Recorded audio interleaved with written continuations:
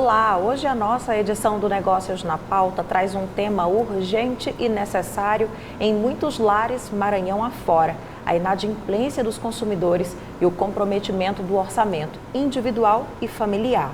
Lógico que isso tudo passa por uma questão de educação financeira e agora, no início de um novo ano, há sempre uma oportunidade de se negociar com os credores, mas a questão não é só a educação. Existe uma relação direta entre inadimplência e inflação, não é, Arthur? Com certeza, Dalva. A inflação impacta as contas dos consumidores e, por consequência, afeta a economia como um todo. Porque se o poder de compra diminui ou é comprometido, há menos dinheiro circulando. Para este ano de 2023, a expectativa do IPCA, que é o Índice de Inflação Oficial, voltou a subir no fim de 2022. E aí, Arthur, quando a gente para analisar os dados de agora, o número de pessoas com dívidas em atraso no Brasil voltou a bater recorde pelo 9º mês consecutivo. E de acordo com dados do Serasa Experian, em setembro de 2022, o país contava com 68,3 milhões de inadimplentes. O levantamento diz que o desemprego segue como o principal motivo do endividamento. Os principais impactados pelo desemprego no grupo de inadimplentes são os jovens, com até 30 anos de idade, 33%, e as mulheres, 31%. Acompanhe. Falar de inflação é algo recorrente quando o assunto é a economia brasileira. Muitos acreditam que a inflação é o maior problema de uma economia. A inflação é o aumento contínuo e generalizado do nível geral de preços. O contrário da inflação é a deflação, quando há uma redução desequilibrada dos preços, e isso também é visto com maus olhos pelo empresariado.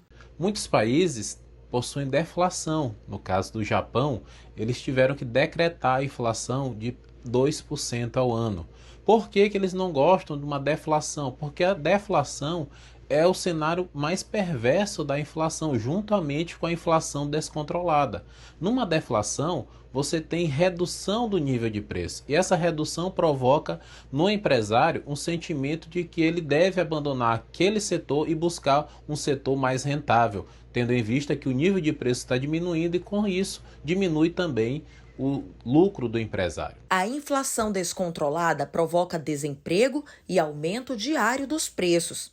Aqui nós já tivemos essa experiência no Brasil, em que o preço aumentava. De manhã era um preço, à noite já era outro preço. O empresário ele fica numa situação difícil, pois ele pretende ter um lucro, entretanto ele tem que repassar esse aumento inflacionário para os preços. E ao repassar esse aumento inflacionário para os preços, as pessoas tendem a consumir menos, porque a inflação ela vai diminuir o poder de compra das pessoas. Então o empresário ele tem que se programar também para assumir, algumas vezes, parcela desse reajuste da inflação. A inflação ela é boa quando ela está controlada e sobre um nível satisfatório, em que os preços vão aumentando para gerar assim um otimismo na classe empresarial e o empresário buscar sempre produzir cada vez mais, gerando mais emprego, mais renda e assim movimentar toda a economia. O Brasil vive essas espécies de tensões inflacionárias de maneira frequente.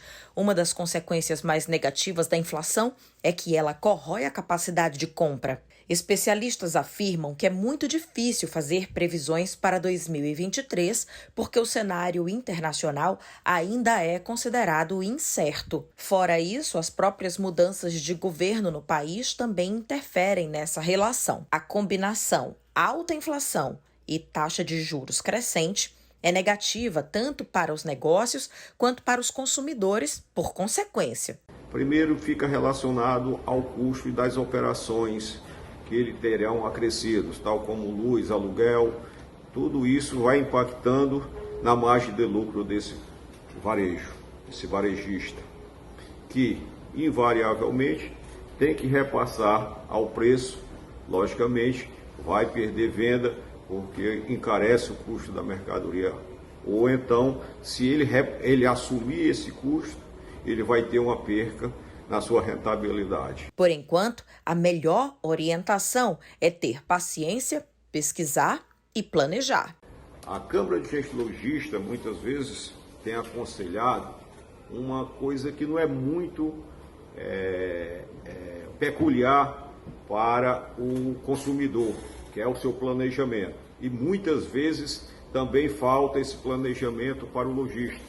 Ele tem que traçar um planejamento, fazer um planejamento bem factível para que ele possa alcançar os seus objetivos. Então, essa é a diretriz maior que a Câmara de Agentes Lojistas repassa para os seus associados, que trace um planejamento, trace estratégias para que possa enfrentar essa inflação. Quanto mais alta, mais planejamento, mais controle, porque senão você no final do mês terá surpresas desagradáveis.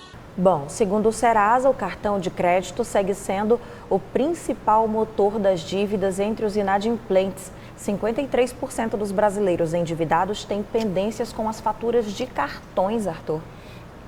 Dalva, e dentro das dívidas com cartão, a grande maioria delas, 65%, é realizada em supermercados, com compras de alimentos. Na sequência, 48% das pessoas relatam dívidas com compra de produtos como roupas, calçados e eletrodomésticos. E outros 41% têm dívidas com remédios ou tratamentos médicos. Para entender mais a fundo tudo isso, nós vamos conversar aqui no estúdio com os nossos convidados de hoje, o Max Medeiros, que é superintendente da FEComércio, Maranhão, e o Wagner Massa, que é economista da Control Risk Analytics. Sejam muito bem-vindos mais uma vez. Nossos convidados aqui já estiveram com a gente antes, o Max, o Wagner. Prazer estar aqui de volta. Obrigado, Arthur, Dalva. Satisfação em estar aqui mais uma vez, em estar esclarecendo esse tema aí tão importante aí para a população. Pessoal, a gente abriu aqui o programa falando sobre a necessária educação financeira, que é uma realidade para uma parte da população, dentro das escolas, nas famílias, mas para outra não é. E além da educação ou da falta da educação, a gente convive diariamente com a alta de juros, com a inflação e todo esse cenário que afeta muito as contas das famílias, das pessoas aqui no Brasil. De saída, a nossa proposta é ouvir cada um de vocês a partir das vivências. O Wagner é consultor, tem a empresa dele, tem os clientes, pode dar aqui um panorama.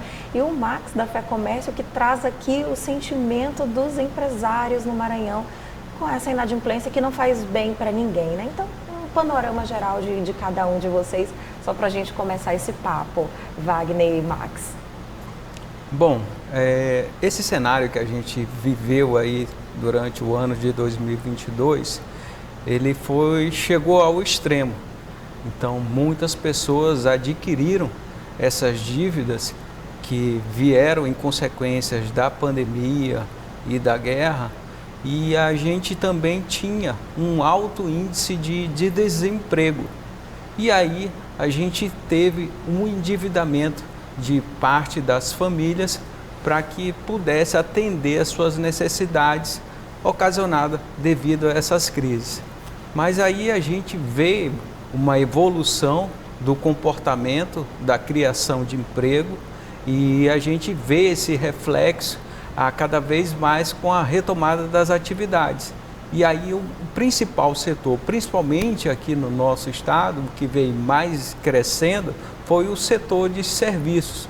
E aí a gente teve aí uma grande contratação nesse setor, e aí está tendo esse reflexo. Mas a gente espera agora, com esse início do ano, que a gente tem esse período de férias, de festas, que estejam mais com contratação, e aí a gente pode tentar ver uma melhora nesse cenário aí de dívida das famílias. Maravilha, Max. Dalva, você começou falando de educação financeira. A educação financeira é fundamental, só que é preciso que a gente compreenda que o ano 2022 foi atípico. A gente ainda viveu resquícios aí da influência da pandemia sobre a economia. A gente, lá em novembro, a gente tinha, segundo os dados que a gente levantou na Federação do Comércio, a gente tinha 74% das famílias de São Luís endividadas. Desse total, a gente tinha 33% em situação de inadimplência, puxada principalmente pelo cartão de crédito. E como vocês bem levantaram, esse consumo não estava se dando em função de compra de bens duráveis ou compra de produtos de maior valor agregado, como deveria ser natural o endividamento, a pessoa utilizar o cartão de crédito para financiar esses bens. Na verdade, o que ocorria era justamente as pessoas financiando aí seu consumo corrente, supermercado, farmácia, até vestuário.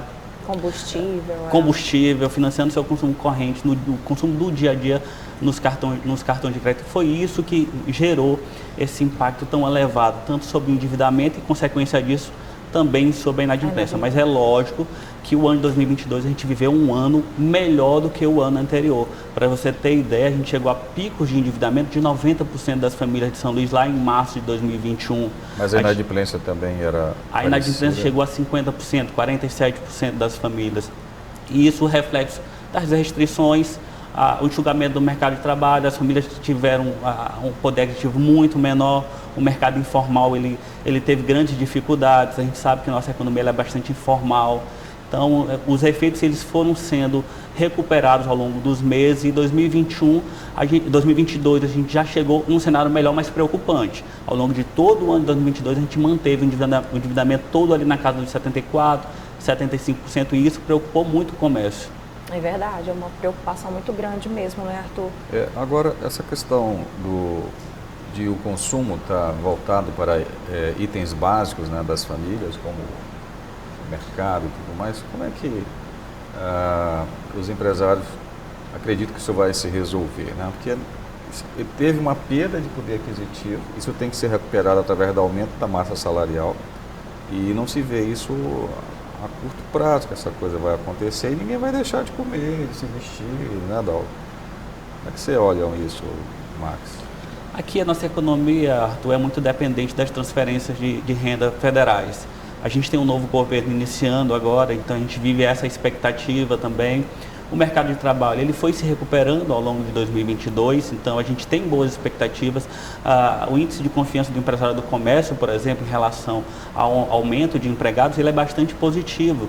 A gente projetava agora no final de 2022, 1.600 vagas criadas somente no varejo no último trimestre, 600 vagas somente em São Luís, já reflexo desse aumento de demanda que a gente teve no final do ano. Então, à medida que o mercado de trabalho vai se recuperando, à medida que as políticas federais também vão introduzindo na nossa economia, a expectativa é que as famílias voltem a essa evolução da renda e isso reflita diretamente sobre de um lado, da queda do endividamento e, consequentemente, da inadimplência, mas, por outro lado, também que eleve a confiança das famílias na aquisição de bens duráveis também, que ficou represado. Desde a pandemia, a gente tem essa confiança aí no consumo de bens duráveis represada porque as famílias não têm renda para esse tipo de endividamento. Esses bens duráveis, a linha branca está incluída neles? Sim, todos os produtos da linha branca, produtos de valor agregado mais elevado, os próprios financiamentos também.